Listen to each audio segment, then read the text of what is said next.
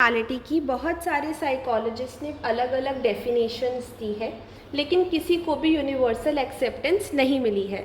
लेकिन इन डेफिनेशन में से हमने कुछ कॉमन फीचर्स निकाले हैं जिसको हम 4Ds कहते हैं, मतलब डेविएंट, डाइसफंक्शनल, डिस्ट्रेस और डेंजर। डेविएंट मतलब डिफरेंट, जो बहुत अनयूजुअल हो, जो स्ट्रेंज हो। डाइसफंक्शनल मतलब जो अपनी डेली एक्टिविटीज़ को भी अच्छे से परफॉर्म नहीं कर पाता हो। डिस्ट्रेस मतलब अनप्लेजेंट, जो बंदा कभी खुश नहीं रह पाता हो, कभी हमेशा स्ट्रेस में रहता हो। डेंजर मतलब जो खुद को भी हार्म पहुंचाता हो और जो दूसरों को भी हार्म पहुंचाता हो। अब हमारे पास कोई डेफिनेशन तो नहीं है प्रॉपर, लेकिन हमें पता है अब नॉर्मल मतलब अवे फ्रॉम नॉर्मल, जो भी चीज़ नॉर्मल नहीं है वो अब नॉर्मल है। लेकिन हमारे पास कोई मॉडल ऑफ कंपैरिजन तो है ही नहीं कि हम बता सके ये वाला जो बिहेवियर है ये नॉर्मल है और ये वाला जो बिहेवियर है वो अब नॉर्मल है। लेकिन हमारे पास बहुत सारी अप्रोचेज़ है जिसको यूज़ करके हम बता सकते हैं या आइडिया लगा सकते हैं कि जो बिहेवियर हमें शो हो रहा है वो नॉर्मल है और जो ये बिहेवियर शो हो रहा है वो अब नॉर्मल है। तो उस दो अप्रोचेज़ में से बहुत सारी अप्रोचेज़ में से दो अप्रोचेज़ कौन सी है, डेविएशन फ्रॉम सोशल नॉर्म और दूसरी मैल अडेप्टिव। तो deviation from social norm, deviation मतलब डिफरेंट, अभी हमने पढ़ा।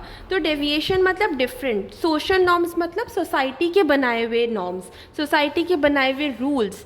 तो सोसाइटी के रूल्स जब कोई भी तोड़ता है तो उसको हम डेविएंट कह देते हैं कि ये जो बंदा है वो नॉर्मल नहीं है। तो इस वाले अप्रोच में सिर्फ इतना बताया गया है कि जो बिहेवियर सोसाइटी एक्सेप्ट करती है या जो थॉट या जो इमोशन सोसाइटी एक्सेप्ट करती है वो हमारा अब नॉर्मल बिहेवियर नहीं होता, वो हमारा नॉर्मल बिहेवियर होता है।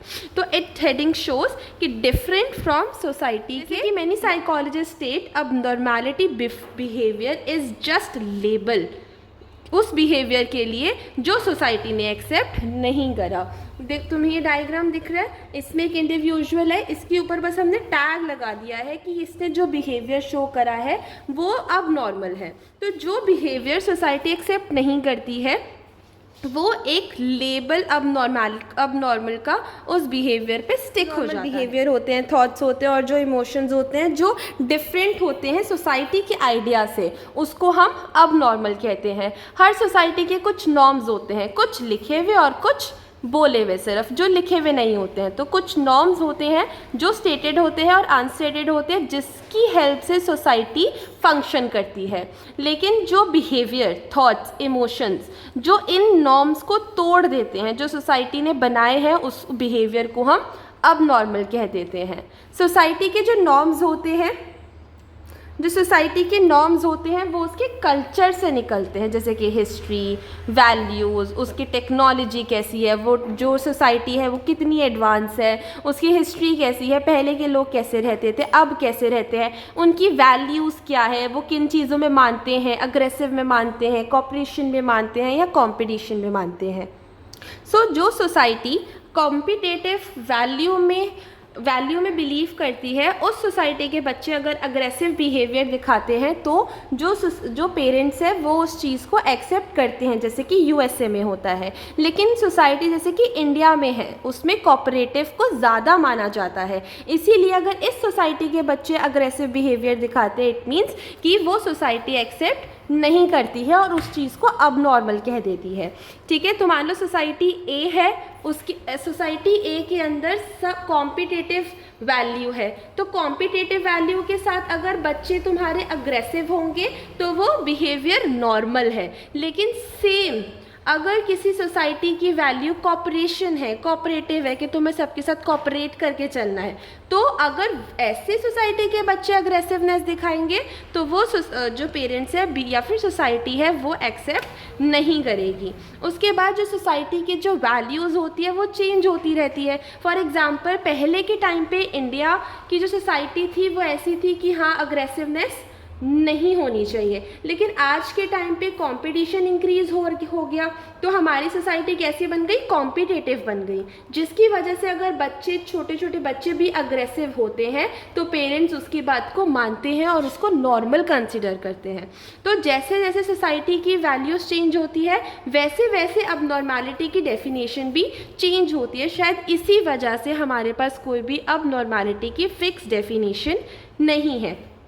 तो ये जो अप्रोच है बेसिकली अजम्पशन पे बनी है कि हाँ शायद ऐसा हो सकता है, सोसाइटी अगर बिहेवियर एक्सेप्ट कर रही है तो वो नॉर्मल है, शायद अगर सोसाइटी एक्सेप्ट नहीं कर रही है तो अब नॉर्मल है। इसीलिए जो अप्रोच है ये हमारी जस्ट अजम्पशन पे बेस्ड है, हमारे पास एज सच कोई एविडेंस नहीं है। तो कंक्लूजन इज़ कि अब नॉर्मैलिटी कुछ नहीं है, सिर्फ कन्फर्मिटी है कि सोसाइटी ने कन्फर्म करा तो नॉर्मल है, नहीं करा तो अब नॉर्मल है। उसके बाद सेकंड अप्रोच है हमारी मैल अडेप्टिव। तो इस जो अप्रोच को साइकोलॉजिस्ट सपोर्ट करते हैं, वो कहते हैं कि नॉर्मैलिटी ऑफ बिहेवियर वो नहीं है जो सोसाइटी एक्सेप्ट करती है या नहीं करती है। इट इंक्लूड्स कि जो एक इंडिविजुअल एक ग्रुप में रह रहा है उसकी वेलबींग कैसी है। अगर एक इंडिविजुअल एक ग्रुप को बिलोंग कर रहा है तो इसके अंदर रहकर उस बंदे की कितनी ग्रोथ हो रही है, उस बंदे की कितनी चीज़ें फुलफिल हो रही है, ये सब इस अप्रोच में आता है।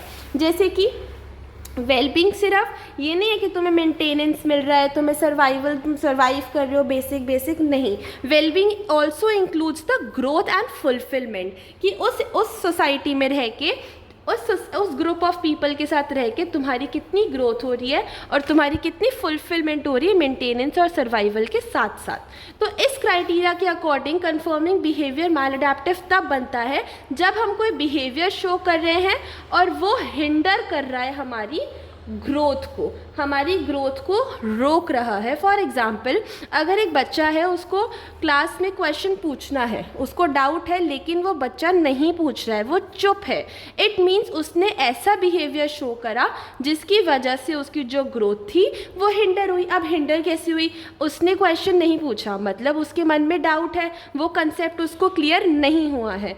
अगर वो कंसेप्ट उसको क्लियर होता, क्या पता वो उसको यूज़ करके आगे चीज़ें समझ पाता, तो उसकी नॉलेज बढ़ती। लेकिन यहाँ उसकी नॉलेज नहीं बढ़ी क्योंकि उसने ऐसा बिहेवियर शो किया जिसमें उसने पूछा ही नहीं आगे, वो डाउट ही रह गया। तो इट मीन्स कि अगर वो क्वेश्चन पूछती, उसकी नॉलेज बढ़ती, तो मतलब अगर 0.5% भी उसकी नॉलेज बढ़ रही है तो उसकी ग्रोथ हो रही है, लेकिन उसने नहीं पूछा, इट मीन्स उसने अपनी ग्रोथ को हिंडर करा और ऐसा बिहेवियर दिखा के हिंडर करा।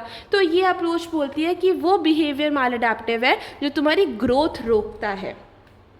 उसके बाद ये अप्रोच सजेस्ट करती है vulnerability in individual, inability to cope, exceptional stress in the environment.